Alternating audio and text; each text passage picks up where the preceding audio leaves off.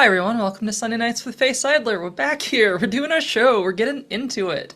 Okay, so what I got for you for tonight, Emoja 56 is taking place tomorrow from 6 o'clock to 8:30 at the Fargo Theater. I covered this last week, but basically it's a celebration to the legacy of Martin Luther King Jr. It's going to be a fantastic event. It always is. There's a lot of talented youth who have been practicing for this for a very long time. It's going to be hosted by Fred Dissidents in the city of Fargo, and then Frederick Edwards has been doing fantastic work to uplift kids in this area for as long as I have known him. So if you're able to check it out, it is worth your time. You can nominate a 2025 County Teacher of the Year up until February 9th. If there's a teacher that you especially like, that you have a kid going to their class, nominate them. I always celebrate nominations and gratitude for each other, as it's a form of resiliency for all of us. So if you can practice it, please do so. I also want to give a heads up to Red River Rainbow Seniors, $250 micro grant to Red River area serving LGBTQ plus youth. This will be open until January 30th. So if you know of any group like this that would benefit from some money for funding, for food, for events, whatever, please let people know about it. With the show that I do, I really like folks to talk to each other about the things I share, because good chances most of you don't want all of the news I give, but you probably know someone who might benefit from Umoja or a county teacher or an LG plus youth getting money. So as I do the show, please talk to other people. Please don't just consume it yourself and hold it in like secrets. Let them fly. Unlike passwords, just let them out. The information I give you, please. In politics and policy news, I just want to let you know that the lawsuit for trans individuals to access medically appropriate healthcare is going to be going forward on January 27th. Interesting things about this lawsuit is that the youth have been dropped from it since they were grandfathered in and are able to access hormone therapy. Dr. Casas is still able to go through, considering it is impacting his entire practice and ability to provide ethical medical care. How this lawsuit plays out is still kind of anyone's game. While the care is medically necessary, that's not necessarily going to be what's at stake here. It might just be that states have the right to regulate care that's medically necessary or not. There is a lot of complicated things to talk about. Obviously, there are high-level lawyers, judges, legal theory all around this. I can talk to the medical side. It's medically necessary. All patients are going to be different. Explaining the risk and benefit of different medication, if it's going to be right for a kid or not, that can't be decided in a blanket ban. That is only going to hurt some people who will need it. And the only reason you do a blanket ban is if it was objectively harmful for every person that actually got it, or even 51% of the people who got it. The best research we know of right now suggests that maybe 0.1% of people are harmed by this. So a complete blanket ban has no medical grounding. It is only in the basis of cultural fears and moral panic. I hope that the lawsuit shows that it is unconstitutional to prevent parents and youth from accessing medical care that might be appropriate for them. But it's coming up on the 27th and we'll find out.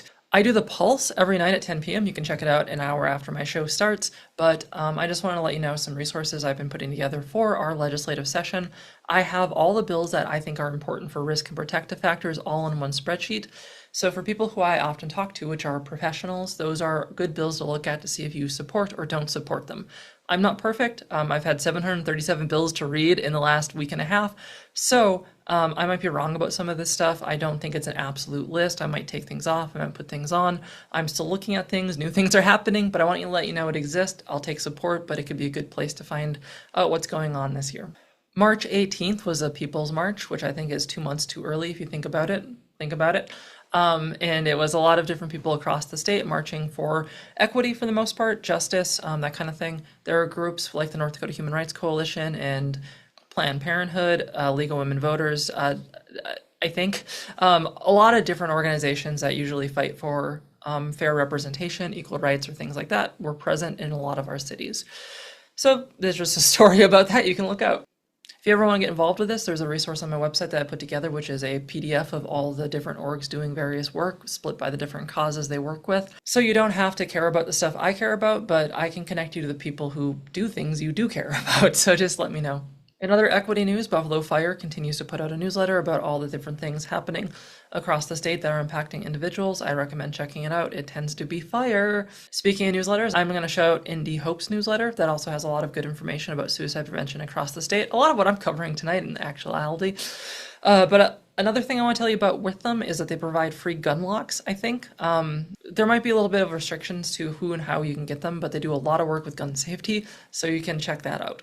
In other health news, Breckenridge nurses have voted to unionize. Unions are good for everyone, the employees, the organizations, the businesses, because they serve as a sustainability force in any kind of sector. Without unions over time, worker protections and wages tends to drop, which increases turnover and increases a lot of invisible costs associated with business. The more that a place has a union, the more that's protected to have workers for longer and to save a lot of money on those invisible costs that can happen with turnover or bad work culture. Unions help to create that stabilizing force, so they are a benefit to every community, every organization, and every business that has them. And it's good that the Breckenridge nurses are unionizing, as healthcare deserves that same level of stability. In terms of data and resources, I actually have a ton of it. I'll be covering it in my main stories tonight. But I just want to let you know specifically about League of Women Voters. They have their 2024 Impact Report coming out. Sometimes it can be hard to tell what organizations do if you're not like chronically following Facebook or newsletters or social media. That's fine. But a lot of them do put out reports that basically say, here's all the stuff we did in a year. And that can let you know, hey, is this organization active? Do I want to get involved with this organization? And the answer is yes, you do want to get involved with League of Women Voters. You do want to volunteer. I can tell you specifically who is watching right now that you want to. And I have information. You can find it on my website. So good news for you. There's a FM Coalition in Homelessness. They have a newsletter that goes out, and they highlighted the work of a few different partners across the state. So to tell you about that, the Community Action Partners of Lake Prairie helped over 1,000 people obtain and maintain safe, affordable housing. The New Life Center transitioned 49% more men into housing in the 2024 compared to 2023. In 2024, Senka and CAP-LP, who I just mentioned, helped a combined 882 households avoid conviction. And finally, the YWCA of Cass Clay helped increase affordable housing through development over 60 housing units in the last 5 years. There's good work always being done. I have a newsletter, the Oops Only Good News, and that's where I share a lot of the good stuff that we're doing across the state, so we still have hope. And then finally, for my community news, for my opening news segment, is the Knife River Flint is probably going to be our rock, our state rock. There's a bill right now that's going through. I don't have the number in front of me, but it's kind of a cool story. I think there are like kids who got up and testified that this rock is cool. And that's like great. Like, I don't know like how old you have to get to appreciate that, but like kids being interested in geology in North Dakota to me is like, we have a future. People care about this. People care about our rocks. Like it's only good. I only get good out of this story, so you should check it out. And then finally, the Rugby mayor celebrates tourists loving his town, basically saying, of course I love our town, we're great. Rugby, I believe, is a geographical center of North Dakota, so we get some tourism in there. Tourism is great for North Dakota because it's like taking money from across the nation and putting it into North Dakota, and I support that as a North Dakotan. That's a good thing. I like when money comes to us and not away from us, so I like that. Good job, Rugby. Good job having our North Dakota hometown feel everywhere. That's what I got for our opening segment. In our special sections, we're going to be talking about 2 data reports. One is going to be our major state suicide assessment report. That's a really great thing that just came out with Cody Pinks, Melissa Mercard, both epidemiologist and our suicide prevention director at the Health and Human Service Department, among other partners. And then Indy Compass just put out a ton of great information in one email. Like, I just felt like save some of this for the next email, right? Like, don't just do all this at once. But I'll be talking about both of that because they're both incredible repositories of data for you to be aware of. I consider myself a data advocate because I want people to care about data, and they don't. It's sad. Like, data's on the street asking for like some help, and we need to help it by appreciating it and listening to data and supporting it. And like getting a job at your brother's factory or something. I don't know. We got to support data is all I'm saying. So we're going to move in that section. Thanks for joining me for my opening segment, and let's get into the data.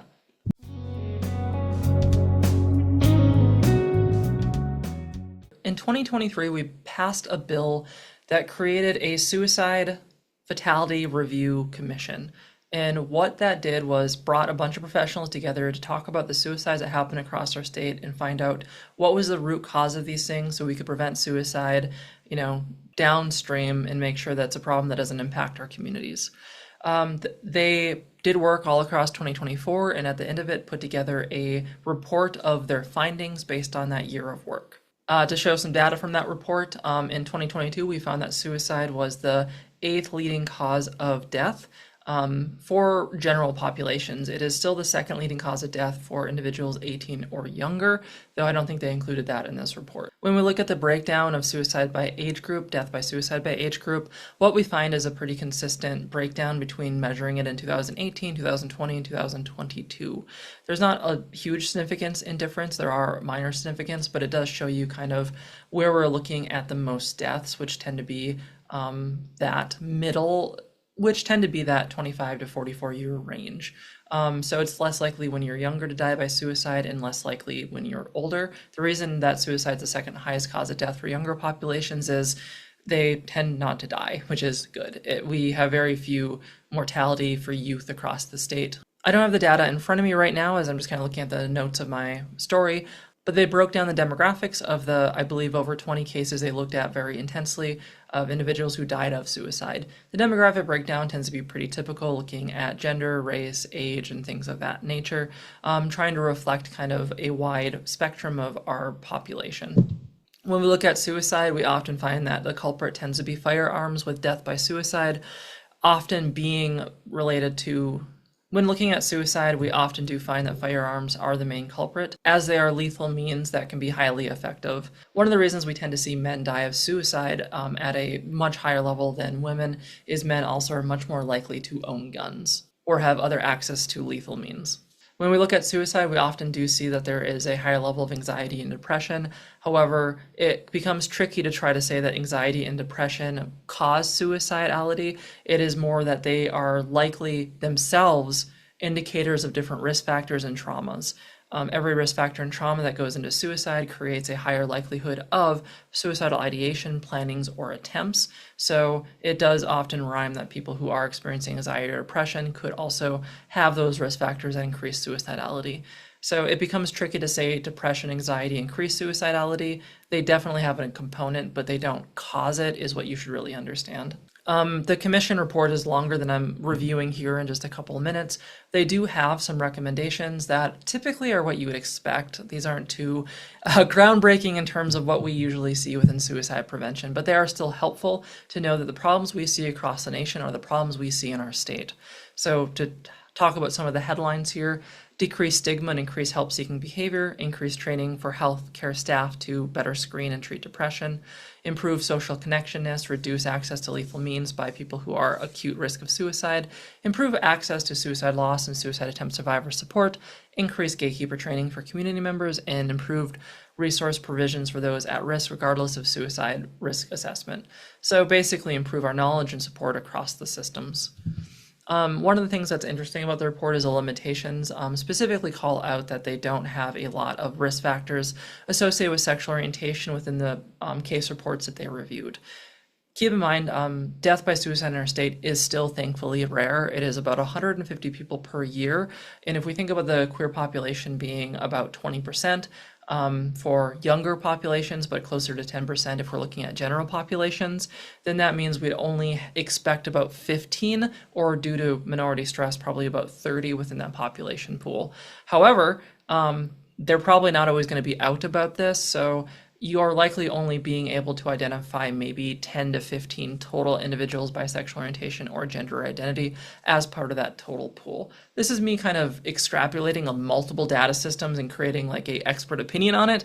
I don't know what the actual numbers look like. I don't have access to the data that they see. The other thing I'll say about that is this is what makes my work so useful as a data expert and LG plus expert within suicide prevention, because oftentimes our state sectors aren't able or don't capture this data. So I default to the expert in our state on this topic.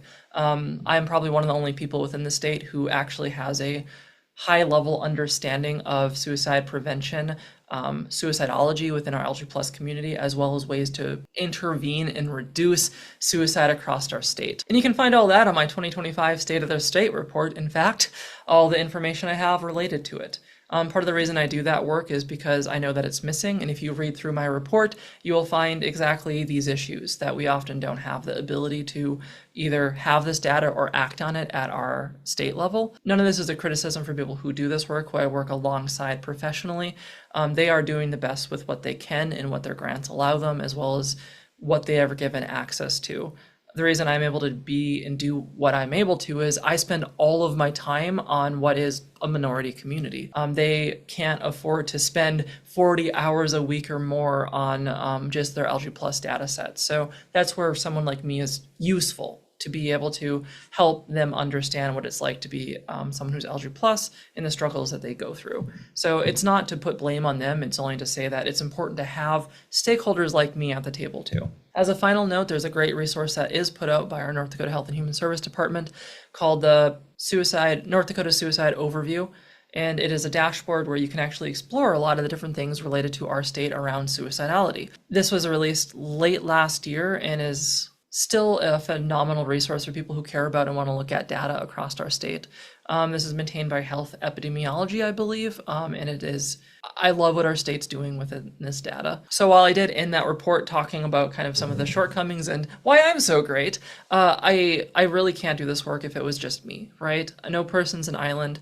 There are so many great people contributing to this work, and every day I work with them, I feel hopeful. Like, they make me hopeful and make me feel like it's not so hopeless to try to continue to make sure that the populations I serve are safe. So I want that all to be clear too. And it's a fantastic report. If you work in suicidology at all, you should check it out. It is great.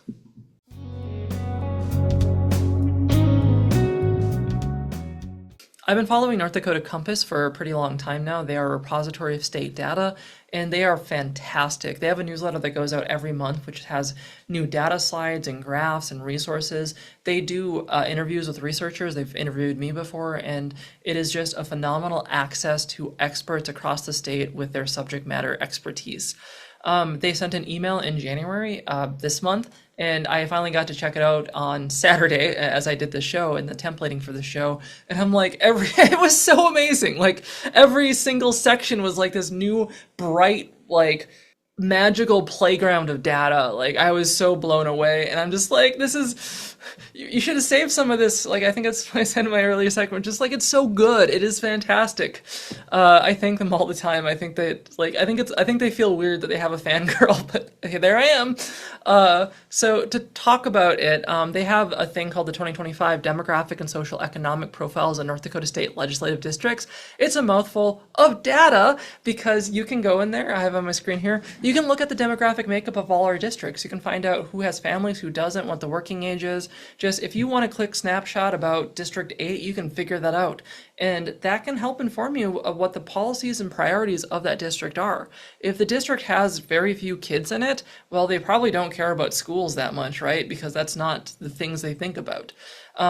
It's not going to always translate one-to-one, but at least you can get a feel for the actual numbers of these districts and how well they're being represented. So that is a fantastic resource. It is great. That by itself is fabulous. But there's more.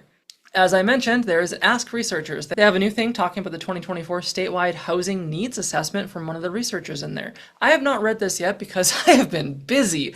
However, I know it is there, and if you are someone who cares about housing, which I know a lot of people do, you can find out what Karen Olson has to say about it. I trust Indie Compass to find the people who know what they're talking about, so I trust the information in this article is fantastic. So read it. Like, if that's something that is your interest, read it. It is going to be good. They also have another data highlight specifically on state net migration and population, which I love because I am just that groucho about state population data, because I get so sick of people looking at 2010 to 2012 and being like, oh, we're the biggest growing state in the world because of our oil boom and how Williston blew up by like 20,000 people. But that has not been the case since like 2014. We had even or declines in our population, and eventually it started to kind of go up.